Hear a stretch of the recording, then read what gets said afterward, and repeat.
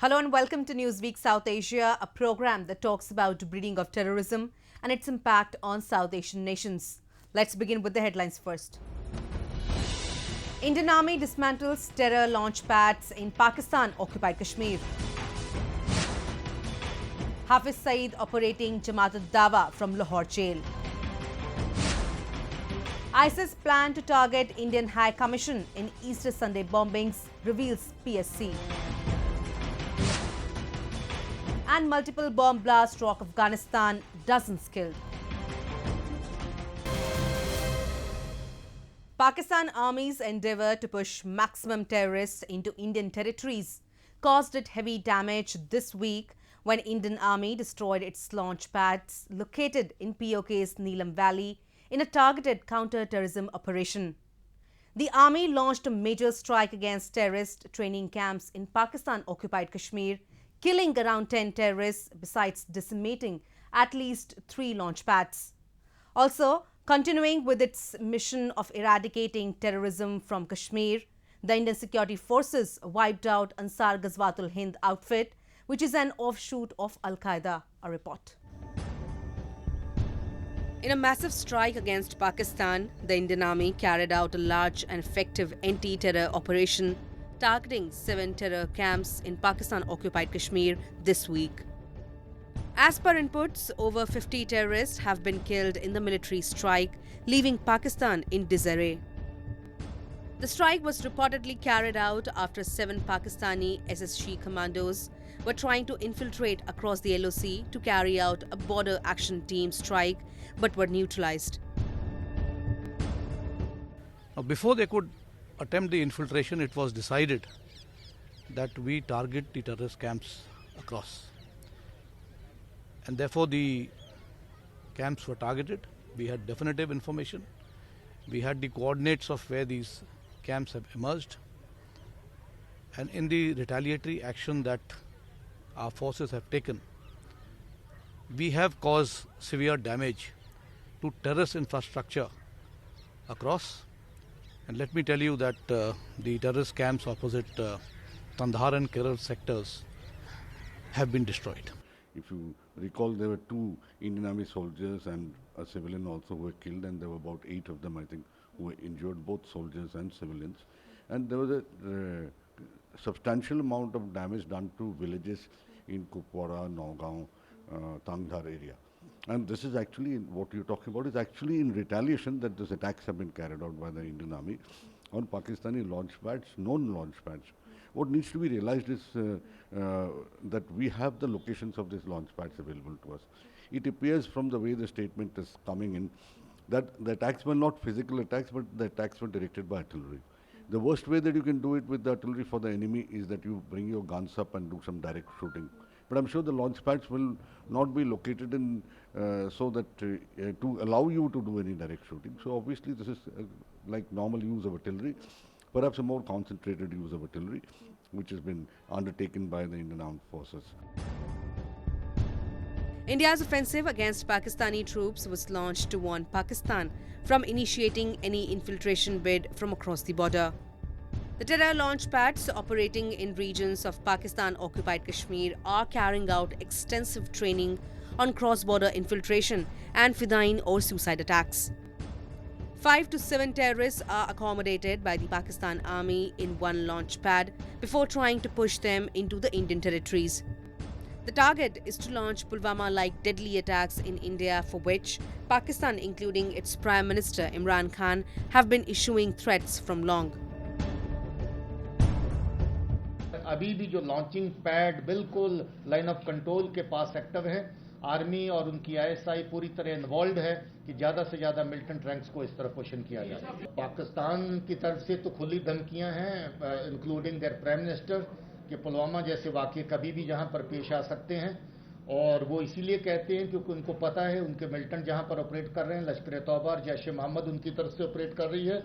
ऐसी अगर धमकियां देते हैं तो हमारी कोशिश है कि हम इस तरह का वाक़ा ना होने दें। हम लोग सतर्क हैं, हमारी फोर्सेज जो ग्राउंड पे डिप्लॉयड हैं वो सतर्क हैं, और मुझे उम्मीद है कि we would be able to take care of any such threats. Pakistan will not stop these actions under any circumstances till such time we punish him and punish him extremely hard. because if they stop pushing in infiltrators, the Kashmir narrative is lost. After Article 370 has been abrogated and 35 has been taken off, there are only about 200 to 300 militants in the valley who are running short of ammunition, they are running short of weapons, and Pakistan is in a desperate situation trying to beef them up. Otherwise, once the winter set in, even those people will be eliminated, and 99% we will be able to establish full peace and tranquility, which Pakistan doesn't want to happen. Hence, we've got to defeat Pakistani designs. Indian security forces are committed to complete eradication of terrorism from the valley.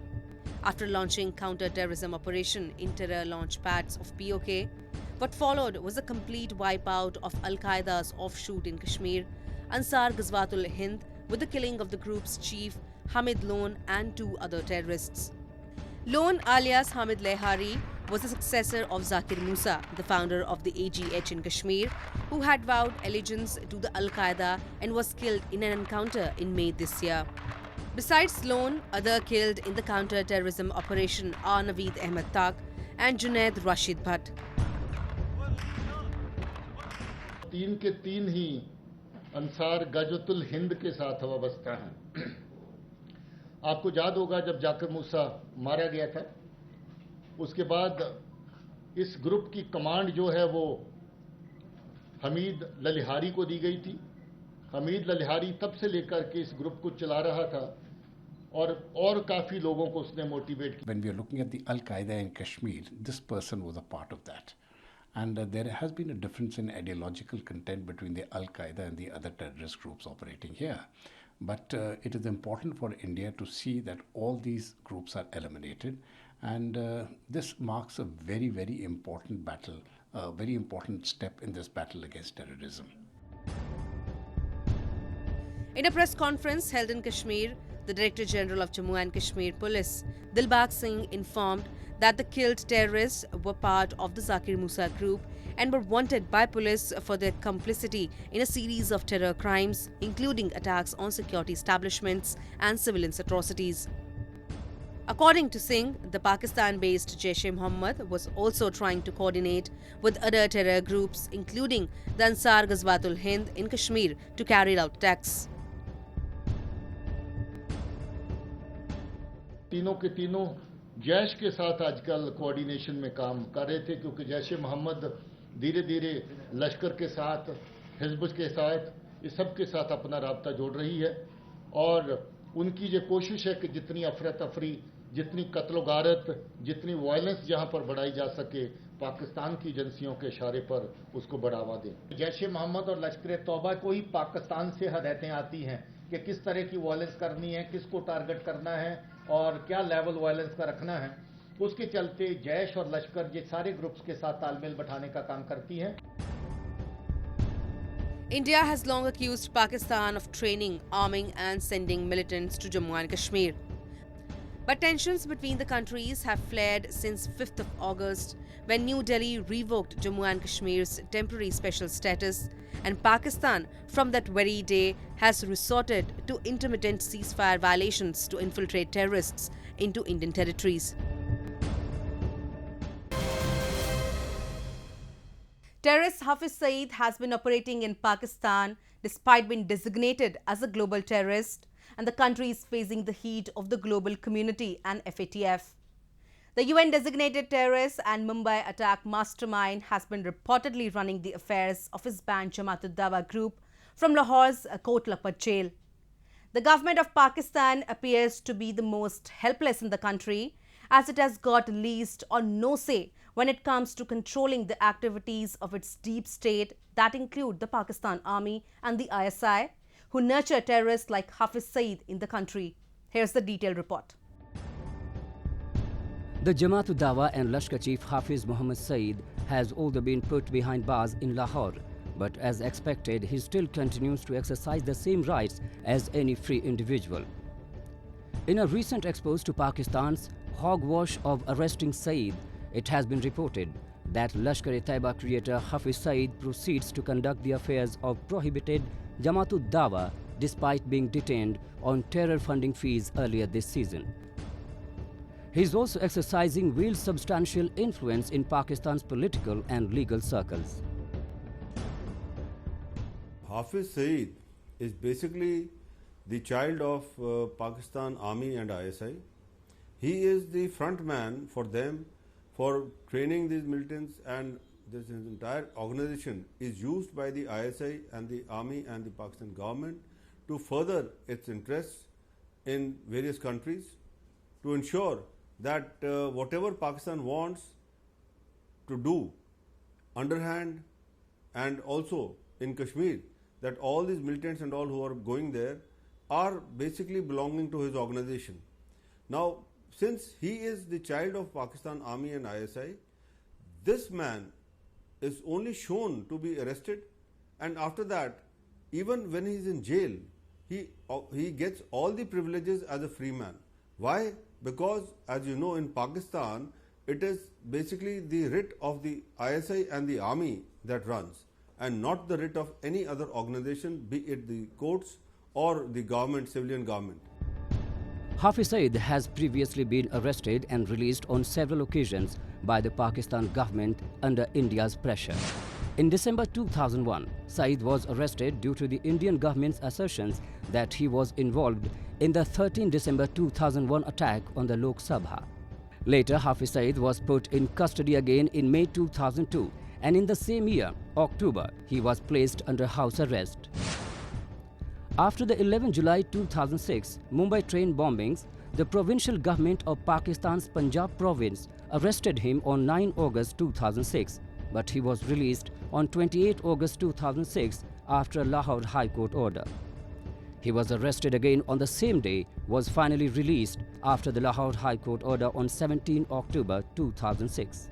Following the 26/11 Mumbai attacks, Hafiz Mohammad Saeed was again placed under house arrest on 11 December 2008 when the United Nations declared Jamaat-ud-Dawa to be an LET front, but in June 2009, the Lahore High Court deemed the containment to be unconstitutional and ordered Hafiz Mohammad Saeed to be released. In September 2009, Hafiz Mohammad Saeed was again placed under house arrest by the Pakistani authorities. On 12 October 2009, the Lahore High Court quashed all cases against Hafiz Mohammad Saeed and set him free. As a part of Pakistan's hoodwinking policy, Hafiz Saeed was once again arrested on July 17, 2019. Since they are on a proscribed list, Pakistan, which had been receiving funds from America, tries to now put in a drama, a charade, and show to those people that, look, we are taking action against this fellow and the courts are sentencing him. It is a different matter altogether that Pakistan government, the ISI and all, they produce no evidence in front of the courts, and so what happens is that as soon as he is arrested, the courts have no other option but to bail him. Even in the 26/11 case of the Bombay blast, though India has given such vast dossiers and detailed dossiers on Hafiz Saeed's involvement, none of this evidence has been put in front of the judge of who's handling the case, and therefore there was no other alternative for the judge but to give him bail. A major reason behind Saeed's trail of arrests and releases is the number of kangaroo courts being run in Pakistan, which function at the commands of Lashkar Chief Hafiz Saeed. Hafiz Saeed has been using several trusts to collect funds for Lashkar-e-Taiba and running the state machineries on his commands. Pakistan government's claims of having shut the trust seem to be total sham, because even after the so-called crackdown on these trusts, they continue to operate with the direct help and support of the Pakistan's armed forces. These individuals who are there, these organizations that are there, Pakistan really cannot do anything with them because they don't want to do anything with them, because they know that if they try to stop Hafiz Saeed from functioning, his entire militants who are there under his command and who are armed with weaponry, they might turn against the Pakistan government itself. And that is the real fear amongst the Pakistan government and the army and ISI, that the war between the militants and the Pakistan army would spill over in Islamabad or in Lahore or Karachi. Therefore, Pakistan government, army and the ISI, they just do not want to check these people and allow them to roam freely with their weaponry and also collect money for their militancy operations. Recently, after Pakistan made a plea on Saeed's behalf, the UN Security Council allowed Jamaat-ud-Dawa chief access to his bank account, which had been frozen because of the world body's sanctions. This certainly brings to light the double standard Pakistan has been pursuing to safeguard terrorists under the grab of fake crackdown on terror outfits. Five months after deadly Easter Sunday bomb blast, the Select Committee of Sri Lankan Parliament released a report presenting a shocking revelation that not only churches but Indian High Commission in Sri Lanka was also at the target of the ISIS terrorists. The group, which claimed the responsibility of the attack, had Indian entities on its target with an aim to inflict maximum damage to the Indians residing in Sri Lanka. Earlier, investigation reports on the attack had established Pakistan's connection in the bombings, and that clearly explains terrorists targeting Indian establishments in Sri Lanka. A report. The Select Committee of Sri Lankan Parliament on Sunday Easter attack has said that the Indian High Commission in Sri Lanka was a potential target of terror attack and also referred to intelligence input about a hotel where Indians were staying in large numbers as a likely target. The 272-page report was submitted to Parliament this week by the 9-member Parliamentary Select Committee, which read, "The PSC notes that intelligence information received indicated that the Indian High Commission was one of the potential targets and that it is surprising an intelligence official who is a prominent part within the intelligence apparatus in Sri Lanka was not aware of the possible links between the intelligence information received, source, potential targets." It is very possible that this would happen because when the Easter Sunday blast happened, under the aegis of the ISI of Pakistan, naturally they have targeted the Indian committee also, keeping in mind that India and Pakistan are age-old enemies, 70 years to be precise. So definitely as they targeted the churches in Sri Lanka, they have also kept in mind that the Indian community living in Sri Lanka will also be a soft target and should be picked especially for creating international panic, which is very true. The report clearly mentions about loopholes in coordination among Sri Lankan intelligence administration that kept an Indian intelligence official in dark about the prospective attack. Investigators identified Zahran Hashim, one-time leader of the National Tawheed Jamaat, as the main suspect behind the execution of these coordinated attacks. It's a very detailed report which goes into a lot of the intricacies of what has happened and why the blast happened. Now, not only the churches were targeted, there is also the issue of the Indian community there being targeted, and there are other implications to this. Sri Lanka is a country which is a Buddhist country, known for its tolerance to religion for a long time. But in the last 20-30 years of the civil war, the civil unrest between the Tamil Tigers, the Tamil community and the Sinhala community, the stage has been set for the ISI or the Pakistani agencies to create ill will among the Muslims of Sri Lanka by targeting churches. So it is a calculated move by the ISI to target religion and the ethnicity of the Sri Lankans in large, the Tamils, the Buddhists and the resident Indian community in Sri Lanka. The report further points out that the Director of State Intelligence Service had sent a top-secret letter to Inspector General of Police 12 days before the attack. The letter mentioned that NTJ and his associates were planning to carry out a suicide attack in Sri Lanka and that they were to target some churches and Indian High Commission. The letter also stated that the modes of attack may include suicide attack, weapon attack, knife attack or truck attack. They want to internationalize the Kashmir solution. which they can only do by taking it outside the borders of India and Pakistan.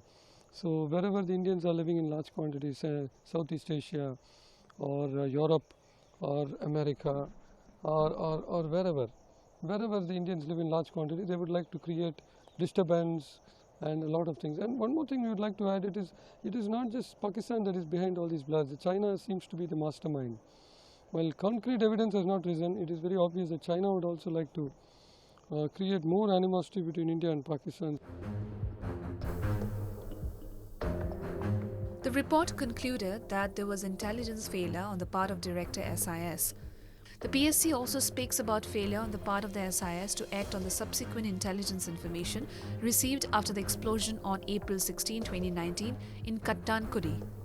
On April 21st, Easter Sunday, suicide terrorist bombings in 3 churches and 3 hotels in Sri Lanka killed around 270 people and wounded more than 400 people. The 8 suicide bombers were also killed. At least 40 foreign nationals and at least 45 children were reported to be among the dead.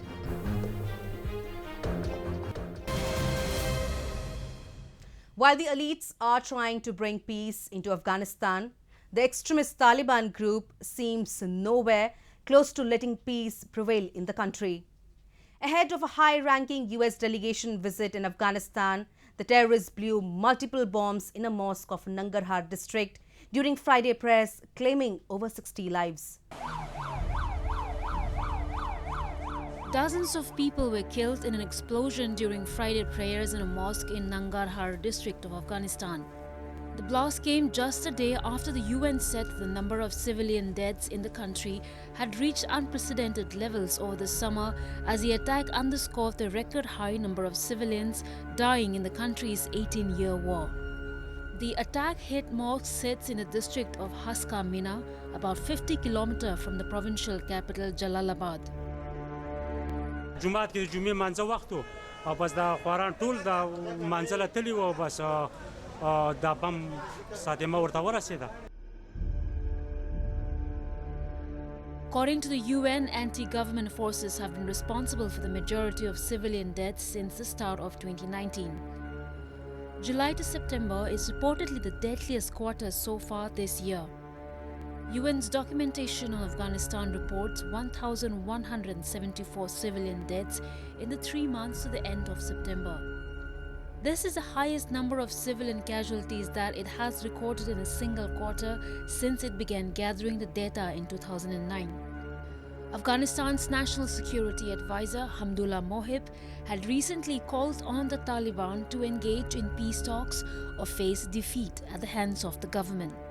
He made the commands at the United Nations General Assembly just days after the heavily secure Afghan presidential elections in which at least 2.2 million people voted. To the Taliban and their foreign sponsors, hear this now. A message from the Afghan people. Join us in peace or we will continue to fight. As my colleague, Ambassador Adil Araz said last week here at the United Nations, this is a fight we can win. Efforts to restart talks to end Afghanistan's 18-year war increased this month when US House Speaker Nancy Pelosi and Defense Secretary Mark Esper visited the country recently. US Defense Secretary Mark Esper said on his visit that the US remains fully committed to helping Afghanistan for peace and will also continue to conduct counter-terrorism operations to oust extremist forces. President Donald Trump had last month declared the talks dead, blaming a surge in violence by Taliban that included the killing of a US soldier. Regardless of the outcome of the election, our security partnership with Afghanistan will remain strong. Our mission in Afghanistan has not changed. We continue to conduct counterterrorism operations while supporting the development of the NWSA. The United States remains fully committed to helping Afghans create a peaceful, stable, and prosperous Afghanistan, and to supporting the Afghans' efforts, led by the government, towards peace. A negotiated political settlement among Afghans is the best path to achieving this outcome. Until that is accomplished, we will continue to pursue an aggressive military campaign against the Taliban and terrorist groups. that continue to conduct violence against the people of Afghanistan. Violence in Afghanistan is an outcome of Pakistan's veiled support to extremist Taliban. Its deep state, that is the ISI and the Pakistan Army, have been providing regular material and monetary support to Taliban leaders who utilize the resources to carry out unprecedented attacks in Afghanistan.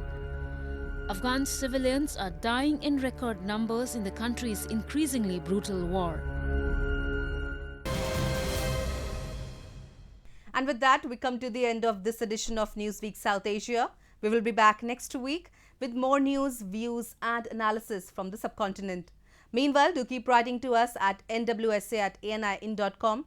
This is Surbhi Sharma, signing off on the behalf of the entire production team of Newsweek South Asia. Goodbye and take care.